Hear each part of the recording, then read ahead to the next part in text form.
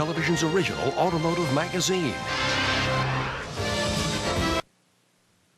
Good evening. In the news tonight, Indiana Secretary of Todd Rokita is investigating some issues with 3 voting machines sold to Knox County. And Zacharias Moussaoui was on the stand in Virginia today, where his lawyers are trying to keep him from being sentenced to death in the 9/11 attacks. In sports, the Cardinals drop an extra inning game to the Brewers, and Indiana coach Kelvin Sampson has named 2 assistants with Hoosier ties to his coaching staff. Newscenter 22 is next.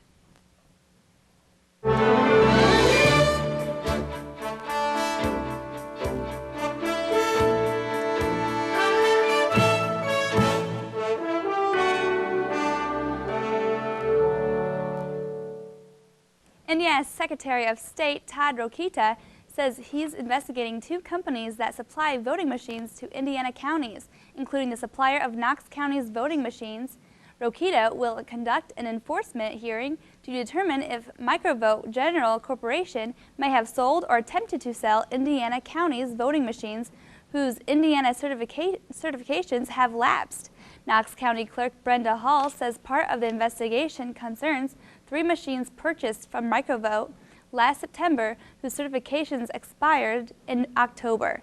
She says if Microvote can't get the machines certified by the state, then Microvote will have to pick them up. The situation will have no impact on this year's elections. Meanwhile, Rokita says he will bring an enforcement action against another voting machine manufacturer, Election Systems and Software of Nebraska.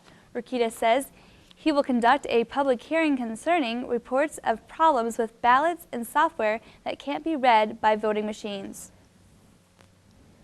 A Vincennes man will spend 3 years on probation after pleading guilty to receiving stolen property in connection with the burglary of a Hart Street business. 23-year-old Ryan Smith had been charged with burglary in connection with a break-in at Horse and Around in March of 2004. Smith was sentenced this afternoon in Knox County Superior Court 1. As part of the plea agreement, Smith must pay restitution and testify against others involved in the case. Nathan and Samuel Abel are charged with burglary, while Sean Patrick Krause is charged with burglary and arson. Horse and Around and Right Way Pest Control and Waterproofing were destroyed by a fire that broke out after the burglary. Knox County Sheriff's deputies arrested 2 Vincennes men Wednesday afternoon after finding a rolling meth lab. Deputies were investigating a report of the possible theft of anhydrous ammonia on Combs Road in southern Knox County. A vehicle that was seen leaving the area was later stopped near Veek and Thomas Roads. Deputies found a working meth lab in the vehicle along the items commonly used to make methamphetamine. 26-year-old Mark Bond Jr. and 30-year-old David Wank are charged with manufacturing methamphetamine. Both are being held in the Knox County Jail under $25,000 bond.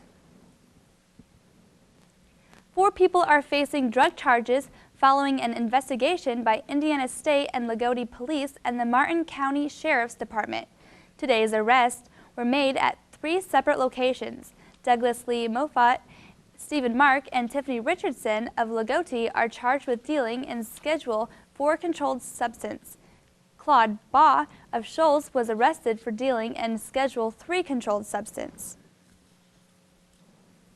The group Save Our Schools has other things on its agenda than defeating the Vincennes School Corporation's $57 million building program in a referendum petition drive.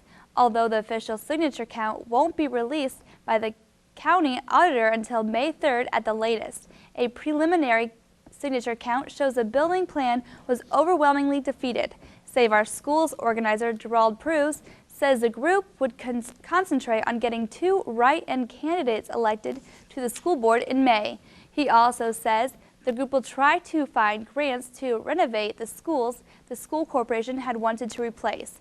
He says a letter is being written to Bill Gates Foundation to see if a grant might be available for renovation efforts.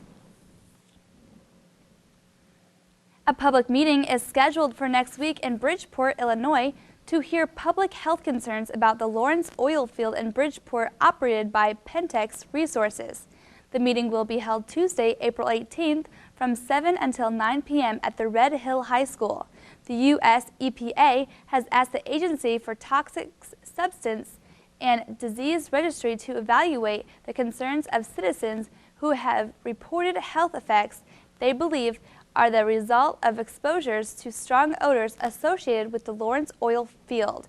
Staff from the agency and the Illinois Department of Public Health will be available to talk with citizens about their health concerns and discuss plans for an upcoming exposure investigation to sample for chemicals in the air in the Bridgeport area.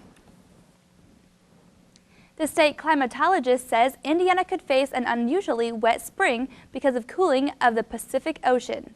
Climatologist Dev Nyogi says rain already has been about 40% above average since March 1st, and the rest of April and May are likely to remain considerably wetter than normal. State officials say they won't let the two lawsuits delay the lease of the Indiana Toll Road or Governor Daniels Highway program. The two suits were filed within hours of the state signing the lease yesterday with a group of Spanish and Australian investors. The lawsuit claimed that the lease violates the state's constitution. Daniels' spokeswoman says the suits are without merit. Lease opponents acknowledge part of their objection is to the use of lease revenue to build the Interstate 69 extension between Indianapolis and Evansville. Two distinguished Hoosiers will receive honorary degrees at Vincennes University's 200th commencement exercise on April 29th. VU President Dick Helton says honorary doctorates will be presented to Indiana Governor Mitch Daniels and Mike Eskew, Chair and Chief Executive Officer of UPS. 2nd Street between St. Clair Street and Niblack Boulevard in Vincennes will be repaved beginning early Monday morning. The street department is asking the public not to park along that stretch of 2nd Street. Any vehicles parked on 2nd Street after 4 a.m. Monday until the paving is finished will be towed. Last night's winning Powerball ticket was not sold in Indiana. Missouri lottery officials say the ticket worth over $224 million was sold at a convenience store in St. Louis. It's the 7th largest jackpot in Powerball history. Still to come on Newscenter 22, confessed Al-Qaeda conspirator Zacarias Moussaoui was back on the stand today during his sentencing hearing in Virginia. And more bad news for Ford Motor Company and its workers today. Stay with us.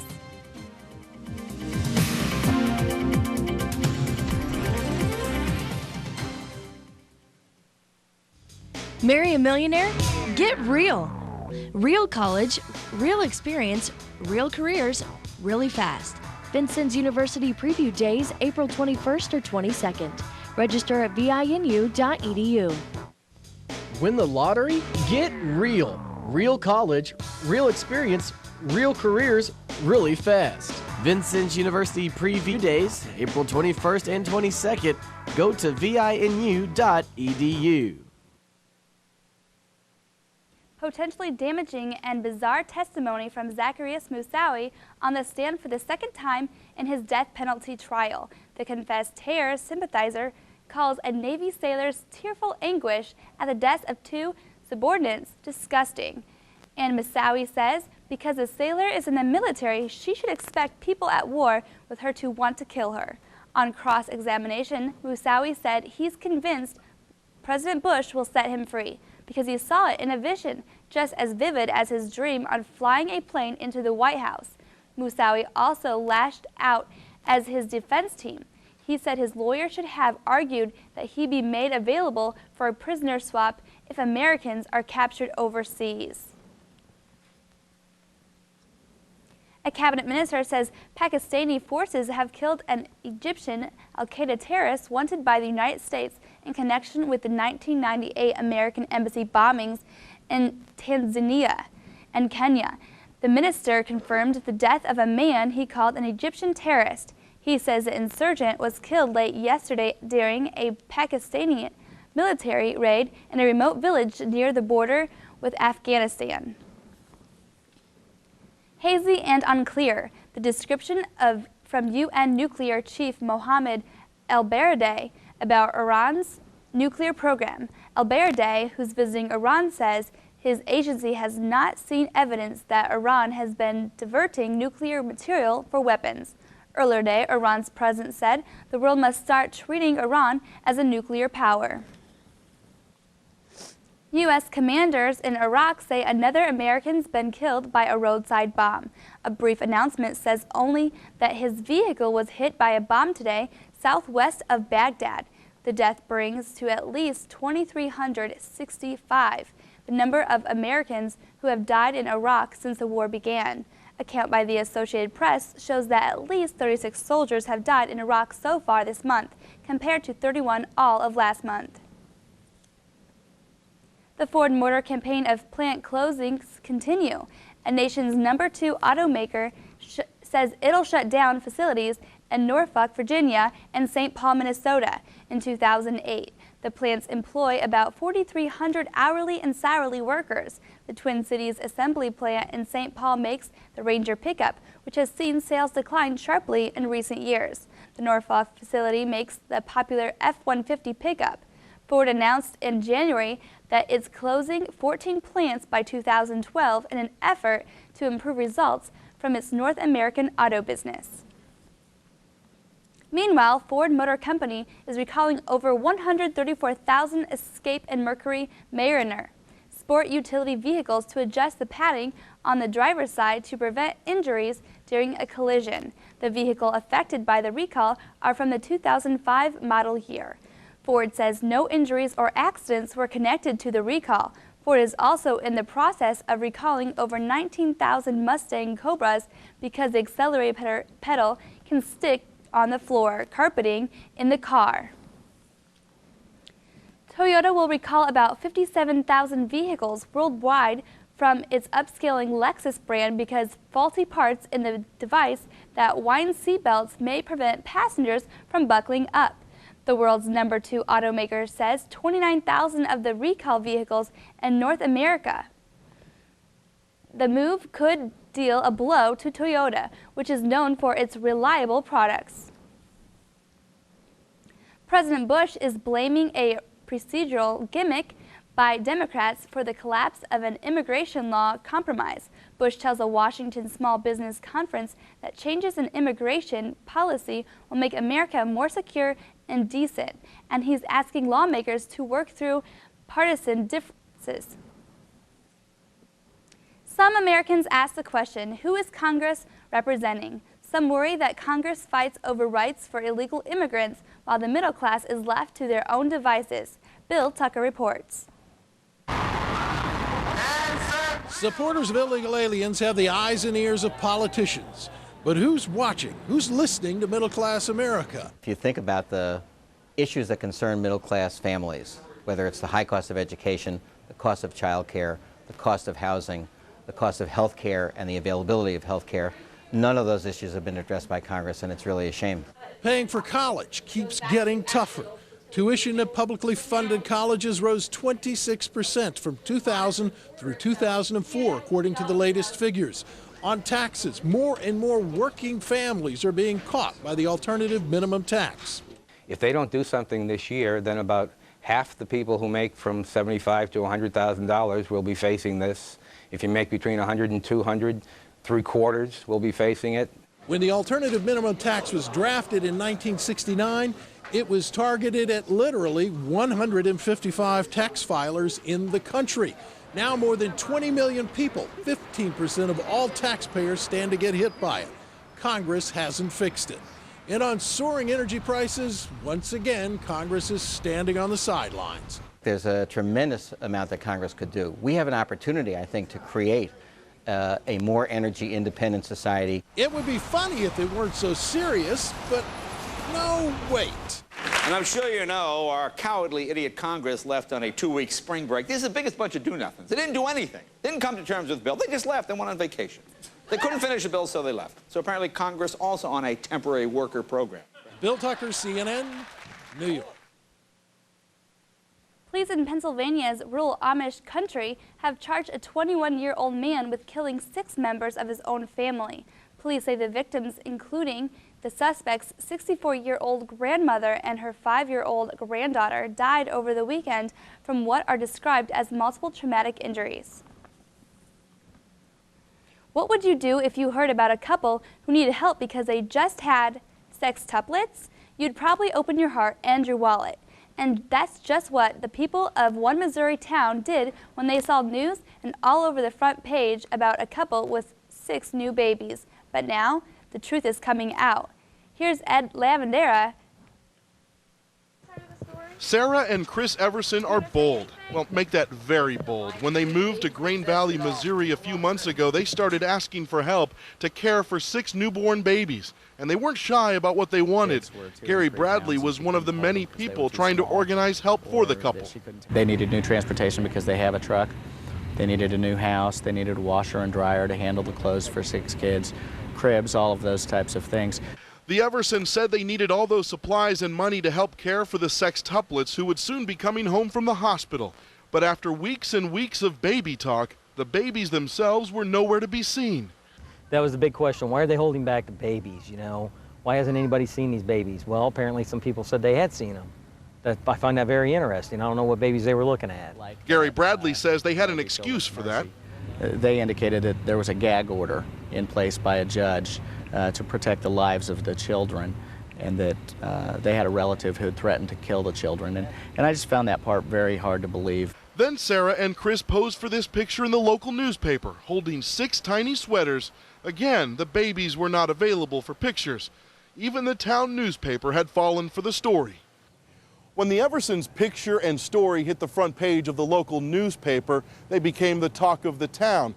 But it also resurrected a shady past. It turns out, according to police and some local residents, that Sarah Everson has a history of faking pregnancies. When I heard about it, I thought, well, she's up to it again. Pastor Bob Spradling wasn't surprised to see Sarah Everson in this situation. 5 years ago, Everson told him a similar story. Church members helped with food and other donations, but the babies never came. The pastor says she claimed to have miscarried, but he says she was never actually pregnant. It is odd, and I think that's why people help, because it is so out of the norm. You think, well, it's got to be true, because who could make this up? Grain Valley police say the Eversons have admitted they made up the story and could face felony charges of stealing by deceit. Late today, the couple issued an apology. We need to ask to be absolutely clear. There were no babies. No. Chris and Sarah Everson left the police station in a truck big enough to hold this family of 2. Ed Lavendera, CNN, Grain Valley, Missouri. The Mission Space ride at Walt Disney World in Florida is open again, one day after a woman who had ridden on it died at a hospital. She'd become ill after leaving the ride on Tuesday. Disney told state officials that the woman may have had high blood pressure and other health problems. The ride was also shut down last June after the death of a 4-year-old boy who had passed out while on board. An autopsy found he died of a heart condition that can cause sudden death in stressful situations. Still to come on Newscenter 22, Kurt Maddox has this evening's weather.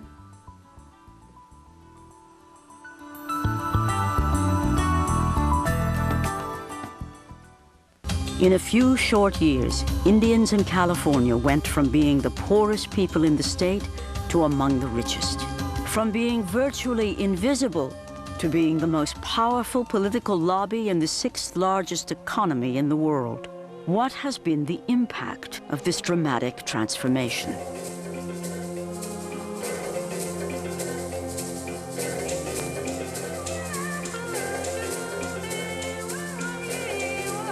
You might want to bring an umbrella since there is a 30 to 40% chance of rain for Easter Sunday. Good evening, everyone. As we take a look outside, our current temperature is 84 degrees and we have sunny skies. Wind is at south-southwest at 12 miles per hour, while the humidity is at 19% and the barometric pressure is at 30.09 and falling.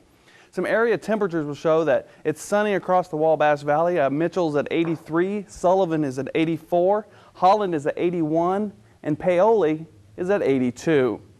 Our national temp maps will show that there's a warm out throughout the nation. The Midwest is the area that warmed up the most, with the high currently being in Kansas City. They're at 91 degrees. They haven't been this high early in the season since 1936. The 90s range out to Arizona and Nevada, where Scottsdale and Las Vegas are currently checking in at 90. Up in the Pacific Northwest, they have cooler temperatures at 50s and 40s, with Seattle, Washington being at 48 degrees right now as our current low.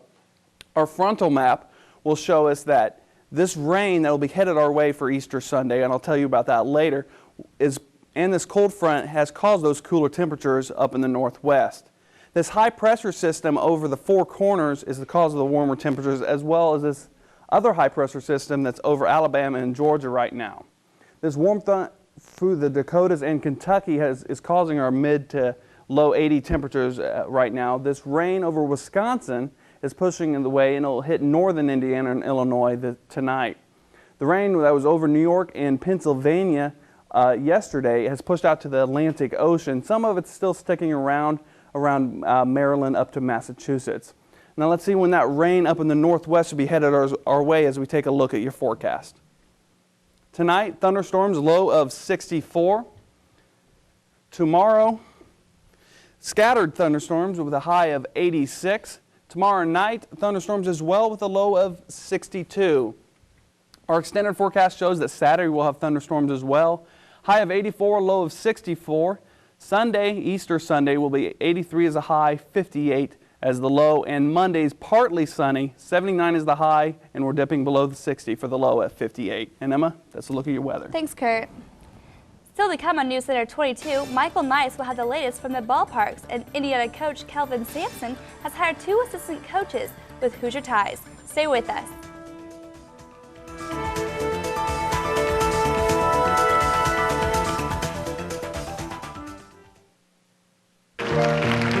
All the cats are competing for best in show.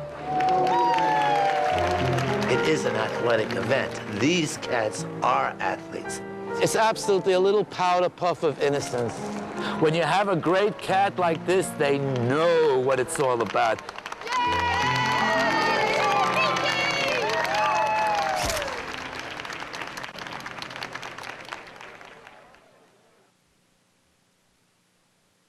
The brooms are out in Minnesota. Good evening, everyone. For TV 22 Sports, I'm Michael Nice. It was a busy afternoon at the Major League ballparks with 9 games on the schedule. Checking the American League scoreboard, the Twins wrapped up a 3-game sweep of visiting Oakland with an 8-2 victory over the Athletics. Torrey Hunter hit a 2-run homer for the winners. Also in the AL, Jim Thome homered in his 4th straight game to help the Chicago White Sox beat the Detroit Tigers 13-9. Gary Sheffield, Jason Giambi, and Johnny Damon homered in the New York Yankees' 9-3 victory over Kansas City. Over in the National League, Milwaukee edged the St. Louis Cardinals in extra innings 4-3, and at Wrigley Field, Cincinnati played long ball against the Cubs, winning 8-3. Also in the senior circuit, the Dodgers hammered the Pirates 5-3. Carlos Beltran, David Wright, and Cliff Floyd homered off All-Star Livan Hernandez, and the New York Mets rolled to a 13-4 win over the Washington Nationals. And the Florida Marlins topped San Diego 9-2. Vaughn Taylor has the clubhouse lead at the PGA's Verizon Heritage Tourney. He signed for an opening round 8 under par 63. Jim Furyk is 1 shot off the pace, with Tom Pernice Jr., Billy Mayfair, and Duffy Waldroff safely in at 6 under. This week's stop in the LPGA Tour is Las Vegas. Wendy Ward is on hand to defend her crown. Annika Sorenstam is taking a pass on the 54-hole event that concludes Saturday. In the NBA last night, Peja Stojakovic, Jermaine O'Neal, and Austin Crozier carried the Indiana Pacers to a 117-112 win over Boston. Stojakovic led the Pacers with 25 points, while O'Neal added 21 and 15 rebounds. Crozier chipped in a season-high 20 points for the Pacers, who tightened their grip on the 6th seed in the Eastern Conference. Indiana tied a season-high with 13 three-pointers and beat the Celtics for the first time in 4 tries. The Pacers also eliminated the Celtics from playoff contention. The Golden State Warriors have done the San Antonio Spurs a huge favor by surprising the Dallas Mavericks 114-102.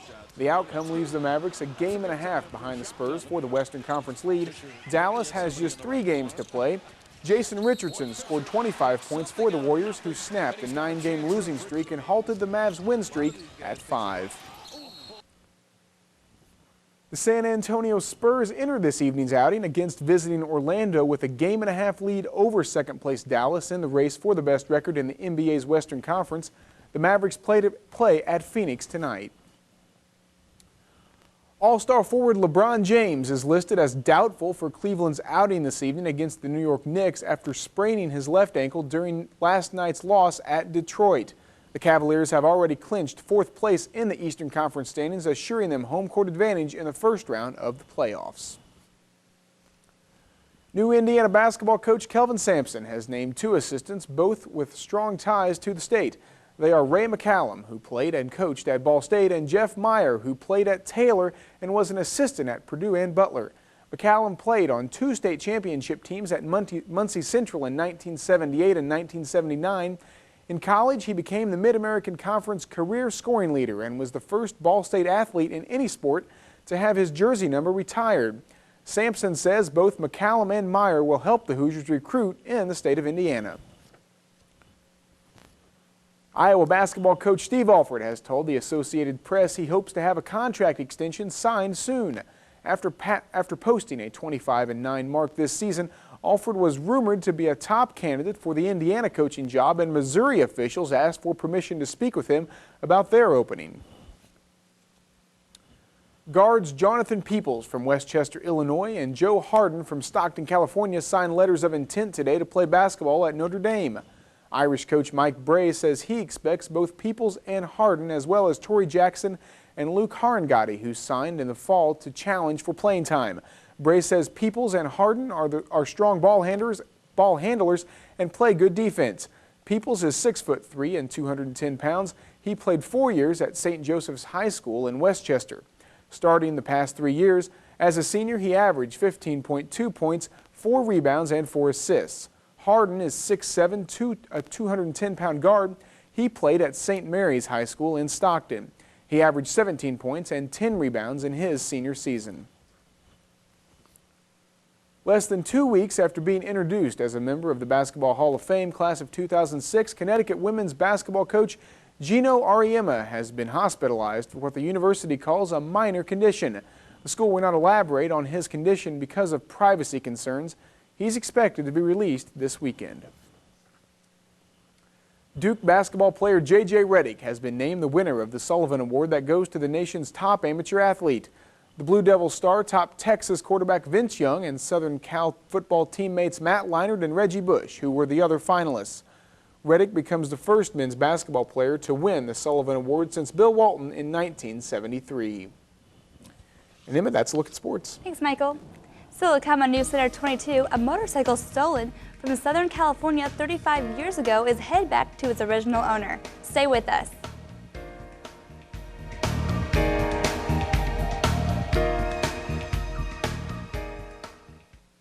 Expect a masterpiece. You have to be on your best behaviour. Otherwise, when we get there, no one will want us. I don't know how you've been brought up in London, but rules are made to be kept in this house. Carrie Willow left London looking for safety. She's a witch, you know. What she found instead was magic. This is the best place in the whole wide world, in the whole universe. Carrie's War on Masterpiece Theater.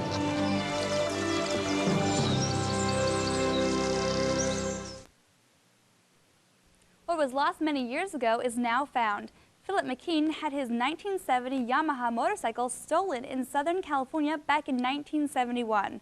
Authorities recently recovered the stolen bike after checking its vehicle identification number before it was to be shipped overseas. Long Beach, California police tracked down McKean, who now lives on the East Coast. McKean says it's as if a friend you hadn't seen for 30 years walked back into your life but hadn't aged a day. The motorcycle has under 10,000 miles on it. And that's all for this evening. For Michael Nice and Kurt Maddox, I'm Emma Hall. Good night.